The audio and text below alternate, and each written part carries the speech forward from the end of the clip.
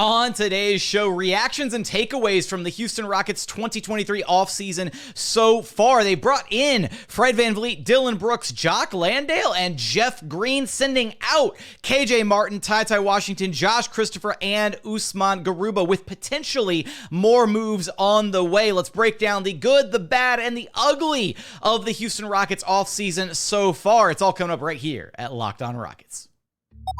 This is Mission Control, Houston. Ignition sequence start. The Houston Rockets select Jalen Green, Alperen Sengun, and Jabari Smith Jr. T-minus 15 seconds. Guidance is internal. Every time I step on that floor, I'm coming. Hey, Houston fans, I am so happy. You're getting somebody who's going to come in with a chip on their shoulder, somebody who's going to come in and compete from day one. 6, 5, 4, 3, 2, 1.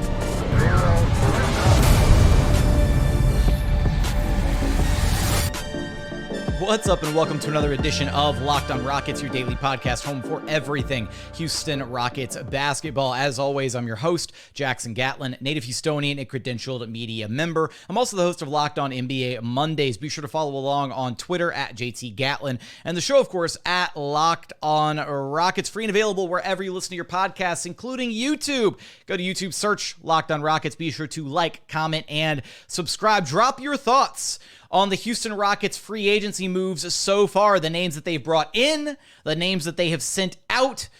It has been a flurry, a whirlwind, a tornado of action so far, a couple days into free agency, and there might still be another move or two on the horizon for your Houston Rockets, depending on how they navigate some of the deals that they've already agreed upon. The frameworks and the cap gymnastics all still currently TBD on a variety of these deals. But let's go ahead and unpack what we know, or what we think we know so far, and then we'll kind of build from there. Let's lay the groundwork for what we know so far. Fred VanVleet, 3 years, $130 million deal, and I was able to confirm that the third year on his contract, like we speculated in our most recent episode, the third year on Fred VanVleet's deal, FVV, is a team option, which makes that contract look 1,000 times better than it did being a blanket 3-year max. I said that, don't underestimate the Rockets front office. They have an affinity for creative contract structures, for team-friendly deals, and it looks like that's exactly what they achieved with Fred VanVleet. Team option year 3, outstanding move, A++ move if you're the Houston Rockets. Next on the list, not so much. Dillon Brooks, 4 years, $80 million, with all the years guaranteed per the Athletic's Kelly Iko. Now, we do know that the contract structure is front-loaded, so it will be in descending order as far as the year-to-year values, which makes it a little bit better as that contract ages over time, but not a ton better. And we'll unpack the logistics of why a little bit later on. We'll talk about asset values and mismanaging assets and all that stuff as we navigate today's episode for sure, because the Rockets free agency stretch has been a bit of a mixed bag, in all honesty. Patty Mills coming to the Houston Rockets, but will be rerouted to, it looks like, the OKC Thunder as part of what's going to be a 4-team trade, the way that the Rockets are trying to orchestrate a bunch of the moves that they've made so far in free agency, so more on that in a second. Jock Landale, the Phoenix Suns' backup big man, who had a really fantastic playoff run, signing him to a 4-year, $32 million deal with only the first year fully guaranteed. So that's actually really great contract value. So again, mixed bag so far. They're receiving the draft rights to Alpha Kaba from the Atlanta Hawks. They received 2 second-round picks from the KJ Martin to the Clippers trade. And then they're also signing Jeff Green to a 1-year, $6 million deal. So those are all the pieces coming in to the Houston Rockets. The pieces going out and away from Houston, already mentioned his name, KJ Martin's going to the Clippers for a pair of future second-round draft picks. They're not even amazing second-round draft picks, unfortunately. TyTy Washington and Usman Garuba are headed to the Hawks, and the Rockets actually paid the Hawks' future second-rounders to unload both of those guys. Josh Christopher's headed to the Memphis Grizzlies as part of what, again, is going to ultimately be a 4-team trade, it looks like, between the Rockets, Hawks, Grizzlies, and OKC, involving Patty Mills and a bunch of these other names, basically to offload some of the salary cap for them to make some of the moves that are still kind of going on. The Dillon Brooks, which looks to be a sign and trade with the Memphis Grizzlies, potentially down the line. There's a lot of different strings going different directions here. I'm trying to keep this as simple as possible. So there's trades yet to be done, and we're going to unpack what that means a little bit later on and how it could still be very beneficial to the Rockets. But basically, those 4 players are on their way out. The Rockets also sent a couple second-round picks out, and they're sending out $1.1 million in cash. So now that we have laid the framework for what happened, I mean, it's been an insane 48 hours for the Houston Rockets. Why did some of this happen? The biggest domino here, quite literally the biggest domino, was the fact that they missed out on Brook Lopez. And my understanding of the situation is that both sides actually felt really good, and the Rockets had an offer on the table for Brook Lopez, and they thought that, they thought they were going to come away with Brook Lopez. They felt really good about it, and Brook Lopez turned around, went back to Milwaukee, and leveraged the Rockets' offer into what became his 2-year, $48 million contract with the Bucks. That was my original speculation, and unfortunately, that's exactly what looks like what happened. Is the Rockets thought they had him in the bag, and that was going to kind of be the first domino that necessitated a lot of these other moves to be made to clear up roster space, to clear up cap space, to be able to execute all the moves in the order that they wanted to bring in the other subsequent names that they wanted to get. And then when that didn't happen, as the Rockets were lining up some of these other trades and making this cap room and making this room available, they wound up pivoting, and they wound up pivoting to Jock Landale was a pivot move. Jeff Green was a pivot move, pivoting to absorbing Patty Mills into their cap space immediately and then rerouting him to a third team to offset some of the incoming value of the Dillon Brooks contract. All these moves were made as kind of a last-minute pivot, unfortunately, to missing out on Brook Lopez, which is really unfortunate because it felt like they had an agreement. It felt like they had a good offer on the table.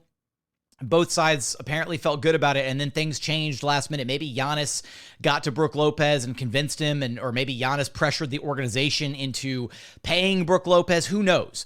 But unfortunately, the Rockets missed out on one of their major free agency targets. They got their other guys, though. They went into free agency very much targeting Fred VanVleet, Dillon Brooks, and Brook Lopez were the 3 guys at the top of their free agency wish list. They got 2 out of their 3 guys, one of them on an absolute slam dunk contract in Fred VanVleet. Dillon Brooks' contract, not so much, but it's not the end of the world. Let's unpack what some of these acquisitions actually mean for the Houston Rockets, as well as diving into some of the financial ramifications and some of the moves that have yet to be made for the Rockets, some of the possibilities still coming down the pipeline. We're going to get there in just one moment. But first, today's episode is brought to you by Prize Picks. So what is Prize Picks? It's daily fantasy sports, but how does it work? Basically, you pick 2 to 6 players. If they score more or less than their Prize Picks projection, you can win up to 25 times back on your money on any entry that you submit. There's no competing against other people. It's just you versus the projections available, and Prize Picks offers projections on any sport that you watch. That's NBA, NFL, MLB, NHL, PGA. They've got you covered for all the action. Entries can be made in 60 seconds or less. It's that simple. They're safe. They offer fast withdrawals. Currently operational in over 30 states and Canada. So download the Prize Picks app or go to prizepicks.com to sign up and play daily fantasy sports. First-time users can receive a 100% instant deposit match up to $100 with promo code LOCKEDON. That means if you deposit $100, Prize Picks will give you $100. If you deposit $50, Prize Picks will give you $50. So don't forget to enter promo code LOCKEDON at sign up for an instant deposit match up to $100. And continuing on here at Locked On Rockets, your daily podcast home for everything Houston Rockets basketball. Now, let's focus, before we dive into more of the money and potential trades and all that tangled, jumbled mess. Let's just focus on the actual players that the Rockets got, right? And what they bring to this Houston Rockets team for a moment, as well as addressing the players that they sent out. And I might not have enough time to do it all in this segment. We might push some of that to segment 3. Let's see how it goes. Let's address the big one, the elephant in the room, if you will, and that is Dillon Brooks, a guy that is a very polarizing figure amongst Rockets fans. Look, at the end of the day, I warmed up to the idea of Dillon Brooks, and again, we're going to set the contract aside for a moment. I warmed up to the idea of Dillon Brooks because he brings a level of intensity to this Rockets team. He's an all-NBA caliber defender. He's a guy who is going to take the toughest defensive assignment every single night. I know there's a lot to be made about the whole, he was chirping at LeBron and he got cooked. Like, yeah, if you chirp at, one of the greatest players to have ever touched a basketball, it's probably not going to end well for you, right? But that level of intensity, that level of competitiveness, right? The drive, the chip on his shoulder, all of that. Those are all the things that lend him to being a good defender, right? And he was a staple part of the Memphis Grizzlies rotation for the past 3 years while they were one of the best teams in the Western Conference. So the Rockets are getting a fantastic defender. They're adding some size. Their point of attack defense is going to be on another level now that you've added Fred VanVleet, who is a very capable defender, and Dillon Brooks as well. So I like the addition. The concerns are about what his role is going to look like offensively, right? There was the reporting out there that he envisions his next role with whatever team he signs with, having a bigger offensive role, quote unquote, something like that. Look, at the end of the day, Ime Udoka is the guy running this show now, right? If the Rockets had brought in Dillon Brooks and Steven Silas was still the head coach, yeah, it'd be like a 5-alarm fire right now about like, oh my God, like Dillon Brooks is going to come in and take like 25 shots a game. I don't think that's going to be the case with Ime Udoka, right? Ime is going to be the coach who can connect with and kind of hopefully level out Dillon Brooks and make him understand, look, you're good at these things on the basketball floor. These are the things we want you to excel at. We want you to defend at a high level, and we're still going to get you shots, but we're going to get you good shots, right? You're not going to take ill-advised contested middies. You're not going to take rushed three-pointers. What you're going to do is we're going to run simple high post actions through Alperen Sengun with you and Jalen Green cutting, and Jabari Smith Jr. and Fred VanVleet are going to be posted up at the 3-point line, and they're going to be spacing the floor for you guys, and we're going to run some backdoor, and you're going to get some of the easiest shots of your career, layups and dunks right at the rim. And we want you to focus on being the best defender possible, shutting down the opposing best player, and being a leader by example for these young guys, right? Teaching Jabari and Tari and Cam Whitmore how to be effective wings at the NBA level. That's what Dillon Brooks brings to this Rockets team. So I know that we have to see it on the court, and maybe I am blinded and a little bit cautiously optimistic about what Ime Udoka is going to be able to control versus not control with Dillon Brooks. But yeah, color me optimistic. I think it makes a lot of sense. I think he adds a bit of an edge to this Rockets team. He's that enforcer that the Rockets have missed for a long time, right? They haven't had a guy like that in a minute, basically since PJ Tucker. PJ Tucker was previously the Rockets enforcer during the previous era of Rockets basketball when they were competitive. Now Dillon Brooks is that enforcer, right? Fred VanVleet, Dillon Brooks, a couple guys, chips on their shoulder, good defenders. Again, I like these additions. And now you've got some veteran help on the court. And it's not just those two guys, right? You look at the other couple additions that the Rockets made. First off, Jock Landale had a fantastic playoff run with the Phoenix Suns. He absolutely earned every penny of this contract. And now the silver lining here is there were some question marks about what was going to happen with Alperen Sengun. If the Rockets did land Brook Lopez, would they start Brook and Sengun together? Would they bring Brook off the bench? Would they bench Sengun? Silver lining here, those questions are now null and void. Alperen Sengun is your starting five moving forward. That is going to happen. And Jock Landale is an incredibly serviceable backup to Alperen Sengun. Gives them a bit of a different look. He's a bit more of a mobile big man.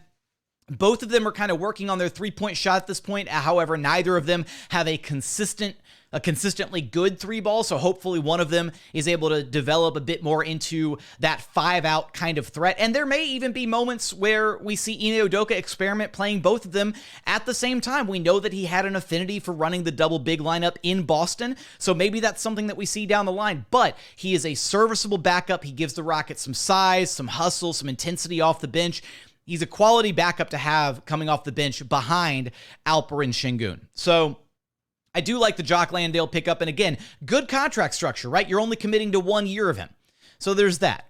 And then the last pickup, the last significant pickup, at least so far, Jeff Green, Rockets legend, making his return. Look, he just won a title with the Denver Nuggets. He brings a wealth of leadership, knowledge, experience. Even though he might, I don't envision Jeff Green getting rotation minutes. He's definitely being brought in to be a stabilizing locker room presence, to be one of those adults in the room to help Ime Udoka establish whatever, the culture, the hierarchy that he wants here in Houston, to really teach the young guys how to be the best version of themselves. And there's a clip that is that went viral. I believe Brad ONBA had it on his Twitter feed of Jeff Green and Aaron Gordon. Jeff Green giving Aaron Gordon some advice and pointing out, hey, do this when you're just basically having another coach kind of on the sidelines, on the floor with his players. And it's not that Jeff Green doesn't have anything left in the tank. He's fresh off of a championship run with the Denver Nuggets, where he was an important part of that team. So he's absolutely a guy that could still play some significant minutes for this Rockets team if they need him to. But I kind of envision it being, all right, Jeff Green got his title. He's going to come to Houston. He's going to secure the bag, $6 million deal, all of that. That's way more than what the Denver Nuggets would have paid to retain his services. So it's definitely a hit to them and them trying to run it back next season. But it's going to be a huge bonus to this Rockets team, bringing in a guy like that with that level of experience who can, again, help Ime teach these young guys. That's the important thing about all these moves that the Rockets have made so far in free agency, is they have this influx now of not only talent, but veteran pieces, right? Fred VanVleet, 29, Dillon Brooks, 27, Jeff Green, old. No, but I actually don't know how old Jeff Green is off the top of my head, but he's a vet, right? He's been around for a minute. And then Jock Landale, he's, a younger, but, talented piece. So I think that adding these four pieces, even though you didn't walk away with Brook Lopez, the Rockets still accomplished what they sought out to do, which was bring in some stabilizing veteran pieces and have the pieces to accentuate the young core that they are very clearly trying to grow and focus on moving forward. And when I say the young core, it's at this point very clearly 7 names. It's the 6 draftees from these past 3 drafts, and then it's Kevin Porter Jr. So it's Jalen Green, Alperen Sengun, Jabari Smith Jr., Tari Eason, Thompson, Cam Whitmore, and Kevin Porter Jr. That is the core 7. So the 6 draftees and Kevin Porter Jr. that the Rockets are likely trying to focus on as far as continuing their development and trying to put the right pieces around those guys to help them grow and become the best version of themselves moving forward. So I do want to get into the pieces that the Rockets sent out, why they sent out those pieces, how unfortunate it is that they have mismanaged some of their assets over these past few seasons. We're going to get into some of that, as well as taking a look ahead at some of what what the roster is going to look like, lineups, all the other, miscellaneous takeaways from the moves that they have made so far, and the potential moves on the horizon. We're going to get there in just one moment. And final segment here at Locked On Rockets, your daily podcast home for everything Houston Rockets basketball. Now, let's get to the names that the Rockets sent out.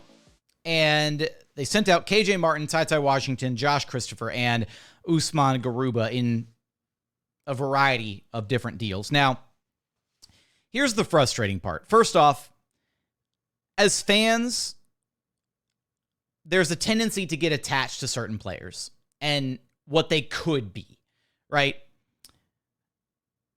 I will say, I think of this bunch, the player that I'm most frustrated to see let go and for the value that they let him go for is probably KJ Martin. Although you read the writing on the wall, right? If you're bringing in Dillon Brooks, if you've got Jabari and Tari and also now Cam Whitmore, those are your wings moving forward. Now you still have Jae'Sean Tate in the mix as well, although he's a tradable salary. He's also effectively an expiring contract this upcoming season because of the way that his contract is structured with, I believe, the team option at the tail end, if I'm not mistaken. And he's easily somebody that you can cut ties with a little bit later on or flip him for some additional value further down the line because you've got more team control on him. KJ Martin was going into the final year of his rookie deal, which means that he would have gone to restricted free agency next summer. And the Rockets are probably just in a position where they didn't want to have to try and pay him next offseason, right? As a restricted free agent. And the longer that you wait to deal a guy like that that's going to hit restricted free agency, carrying him to the trade deadline when there's probably not many minutes for him in the lineup to begin with, they probably thought this was the best possible value we can get for him right now, a couple future seconds, which is unfortunate considering that they probably could have had a first on the table at previous deadlines had they dealt him when his value was higher. Instead, they got to a point where they held onto the asset for too long. And I think that's when you look at these moves that they made with KJ, with TyTy, Josh, and Garuba, it just shows a lack of asset management, or of quality asset management, I should say, because unfortunately, Garuba really never got a super duper solid, like he never got a big opportunity to really showcase his talents. And I say a mismanagement of assets mostly because the Rockets drafted these players and then we never really got to see what these players could do, honestly. Like KJ Martin was stuck buried behind the bench behind Eric Gordon starting at the 3 for the better part of last season until EG got dealt. But we know KJ was capable of some high level production when given starters minutes. Are there some shortcomings to his game? Absolutely. Does he need to learn how to shoot the ball better? Absolutely. So maybe there wasn't much more to his ceiling as to how the Rockets kind of evaluated him, but we never really we didn't get as good of a look at him as we should have gotten. We barely got any look at TyTy Washington. That to me is the biggest mismanagement of an asset out of this entire group of guys because they spent so long with Daishen Nix last season, right? You draft a guy late in the first round, you spend a first-round draft pick on a guy, and you wound up basically wasting his rookie year in favor of a completely different player that you waived for nothing. And then you had to give up an asset to offload TyTy Washington. I still think he has the chance to be a really good player at the NBA level, but this Rockets team is out of runway. They don't have the space or the time or the minutes to commit to developing 8, 9, 10, 11 different young players the way that they did these past 2 seasons, which is why it is such a travesty that Stephen Silas and the Rockets coaching staff these past 2 years did such an abysmal job of trying to showcase and develop some of the young talent on the roster. Josh Christopher at this point, has had, he had his rookie year, up and down minutes totals this past season, up and down different spots in the rotation. Josh just kind of is what he is at this point as an NBA player. Maybe he, cracks a rotation somewhere. I wish him all the best in Memphis. That culture probably suits him really well. I don't know if the culture suits him well based on what we kind of know about how things are going on, but at least, maybe he buys into more of a defensive identity further down the line with the Grizzlies or with another team. And I don't know, but basically the Rockets got to a point with these 4 guys where we knew there was going to be some roster churn, right? We knew that some names were going to be headed on the way out, and they basically cleaned house. They went up and down the roster, and they were like, nope, this guy, gone. And it is unfortunate because I think it is a mismanagement of assets to have committed. That's 3 first-round picks, Josh Garuba, the 2 late 20s from Jalen Green's draft back in 2021, and then TyTy Washington from last year's draft, late first again. Those are just picks that you made, and you really didn't even give any of them an adequate runway to see if maybe you had something there. And that's, to me, where the mismanagement of assets comes from. I also think that when you look at the Dillon Brooks contract, who were they bidding against for Dillon Brooks at 4 years, $80 million? it kind of felt like they just bid against themselves, because I feel pretty confident in saying that there wasn't another team out there that was going to offer Dillon Brooks 4 years, $20 million. So, again, this offseason's a bit of a mixed bag at this point for the Rockets. I do think we have to kind of wait and see how it's all going to actually coalesce on the basketball court. I do think they're a significantly better team. That much is clear. They are a significantly better team. They're a more talented team. The pieces fit really well. Your starting lineup is going to be Fred VanVleet, Jalen Green, Dillon Brooks, Jabari Smith Jr., Alperen, Sengun. That much I can almost guarantee. Those are probably going to be your 5 starters. Now, again, based on what Ime Udoka said at the rookies introductory press conference, maybe certain guys play different roles than they're accustomed to. Everything is going to be earned moving forward. So maybe if the Rockets get to training camp and Jalen Green is underperforming and Kevin Porter Jr. is overperforming, then maybe KPJ gets the starting 2 spot. But some of the things that we can draw almost concretely from this is, 1, Kevin Porter Jr. is no longer the point guard of this Houston Rockets team. That role is now Fred VanVleet. And your backup point guard is Usman Thompson. So your starting lineup is likely the 5 names that I just listed, with your main backups being Usman Thompson at the 1, Kevin Porter Jr. at the 2, Jae'Sean Tate at the 3, with Cam Whitmore behind him. I doubt Cam Whitmore gets significant run right out of the gate, but at least TBD right now, Jae'Sean Tate at the 3, Tari Eason at the 4, and then Jock Landale at the 5 spot, with Jeff Green as like your third string 4/5 situational lineup, big, whatever you want to call it. That is a really deep roster. That is a roster that is at least 11, 12 players deep that we think are guys who can contribute right away. I know, right away is, subjective. Like how much is Usman Thompson going to contribute right away? There's going to be ups and downs to his game. Absolutely. But that roster is what the Rockets set out to accomplish, right? They brought in veterans. They brought in capable, talented NBA players to help elevate the overall level of this team, to raise the floor of the team. And now the biggest variable left is going to be, how do the core 7, the 6 draftees and KPJ, how do they continue to progress moving forward? There was that little bit of me that wanted to see, and again, I do wonder, how is Kevin Porter Jr. going to react to not being the point guard anymore, right? Does he embrace his new role with this Rockets team, or does he get frustrated and not want anything to do with the organization anymore? Who knows at this point? I still think KPJ is an incredibly talented player, and I think that in the right role, he can be very, very good. Here's to hoping he buys into this role with this team moving forward, because I think that there's a chance for something special to be done here. And then when you look at, again, the starting lineup, the steps forward that Jalen takes going into year 3, Jabari going into year 2, Alperen, Sengun going into year 3, this team is going to be as good as those guys are as those guys grow and develop and get better, right? If we see those guys take some significant steps forward, then I think we could very easily see this Rockets team take a significant leap in the standings. I think I'm projecting them to win 35 wins right now, just the way the team is currently assembled. And that number could increase even further if they make any other subsequent moves.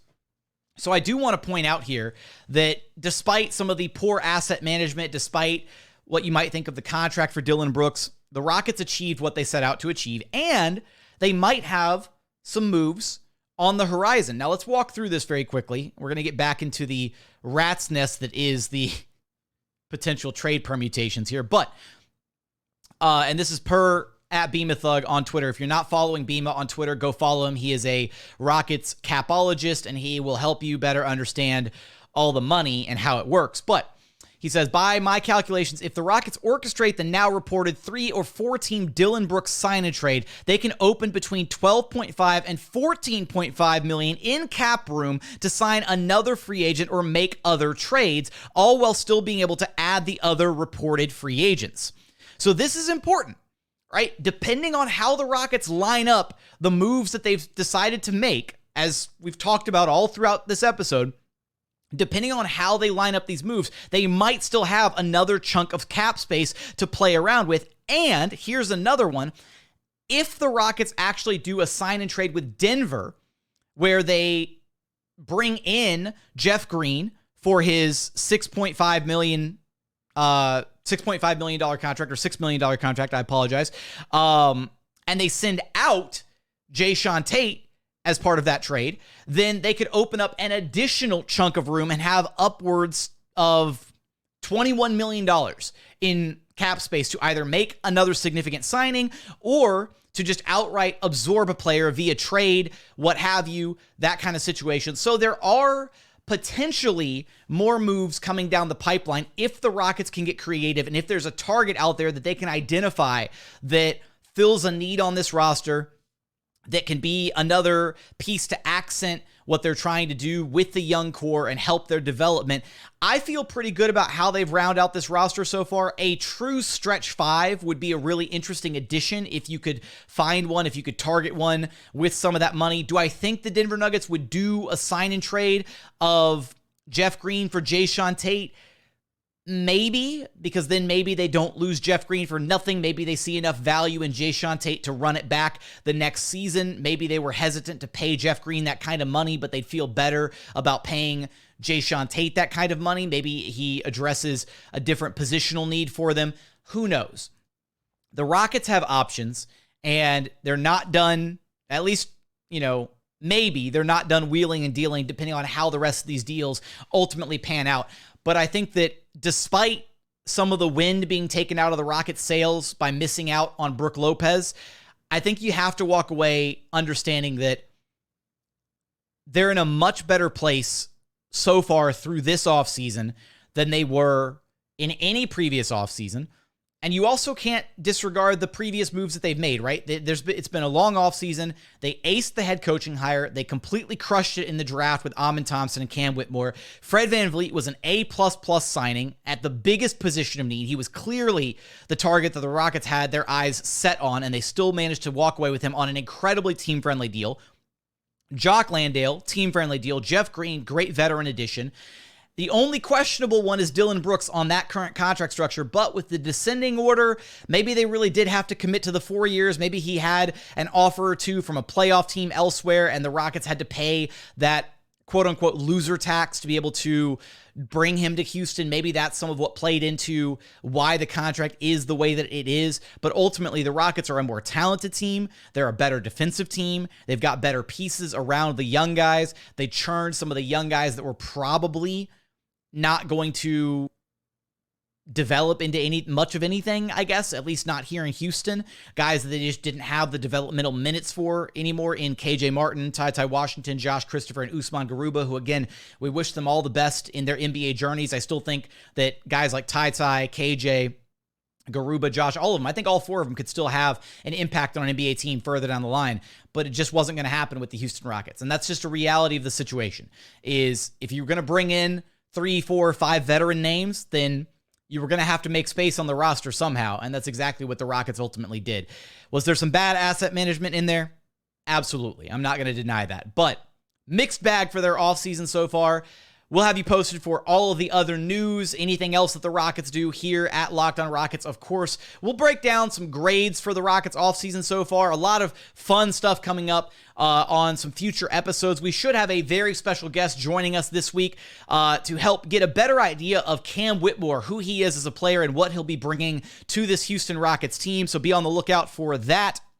But as always, thank you so much for checking out the show. If you haven't done so yet, please consider subscribing wherever you listen to your podcasts. That's Apple, Spotify, Google, the Odyssey app, free and available on all podcast platforms. We're also available on YouTube. Go to YouTube, search Locked On Rockets. Be sure to like, comment, and subscribe. Drop your thoughts on the Rockets' offseason moves so far. The signings, the names that they brought in, the names that they have pushed out and sent away via trades, all of that. Let us know in the YouTube comments. But as always, thank you so much for watching. Thank you so much for listening. And we look forward to having you back right here at Locked On Rockets, your daily podcast home for everything Houston Rockets basketball.